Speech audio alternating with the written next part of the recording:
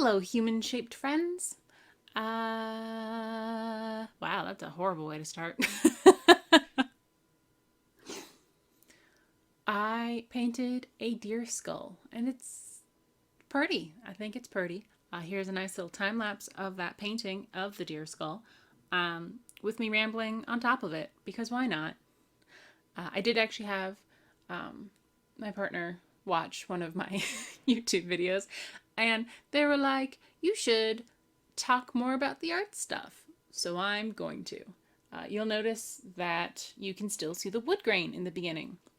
And that is because I used a clear gesso, so I would not be painting on white. There are just times when the paralysis of the white page is too real. And a white gessoed canvas, or wood, or panel, or metal, or square on a wall, it can just be overwhelming at times.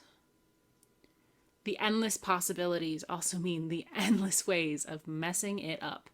So sometimes I just don't. I don't make it white.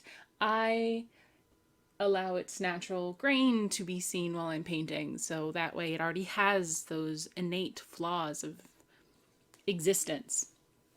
Or sometimes I use black gesso.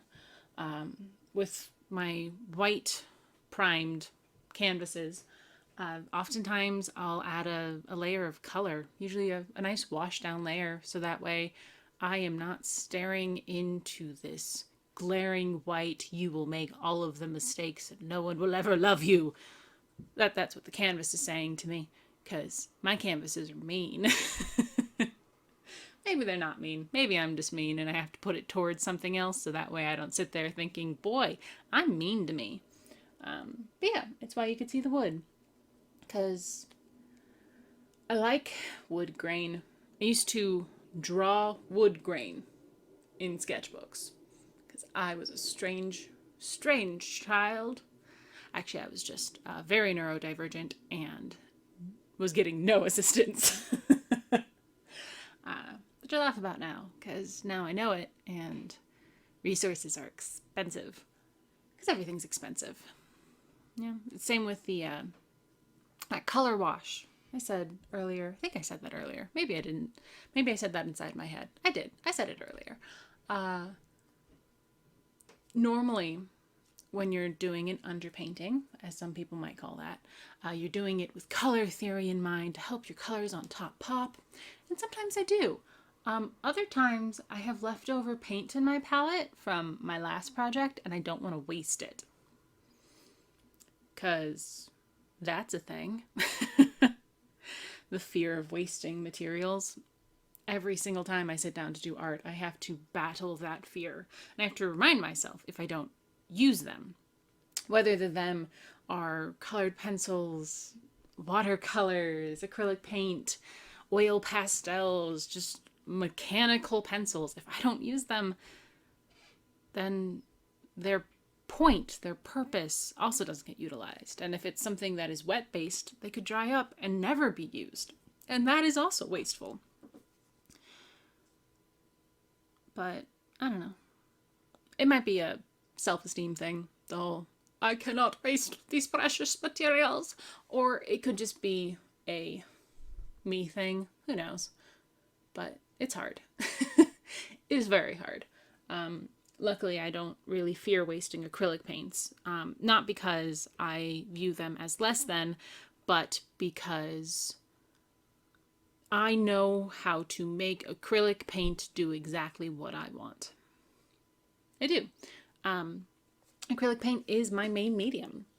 I also do some oils and I do some watercolor, but if I'm only allowed to use one thing for the rest of my life, it'd probably be acrylic.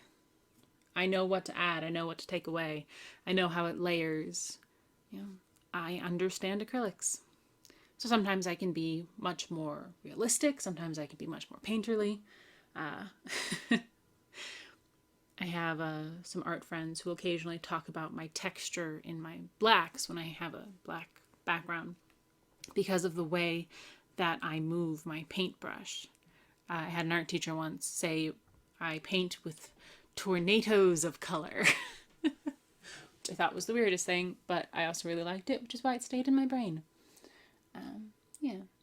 You'll notice that there is a secondary kind of black, and that's because I used, super not sponsored, Stuart Samples Black 3.0, because I wanted to see how it would lay on top of other blacks. And it's pretty. It's not quite absorb all the light black, but apparently if you layer it, it becomes that, but at the same time you don't really have to layer it, and you have to be really careful when you're painting with it, because if you don't let it dry, then it does weird things, and yeah. It's a new tool, and like any new tools, you kind of have to figure it out. Like I said, though, super not sponsored. It was actually a Christmas present. See you next time. Maybe, if you want. Bye.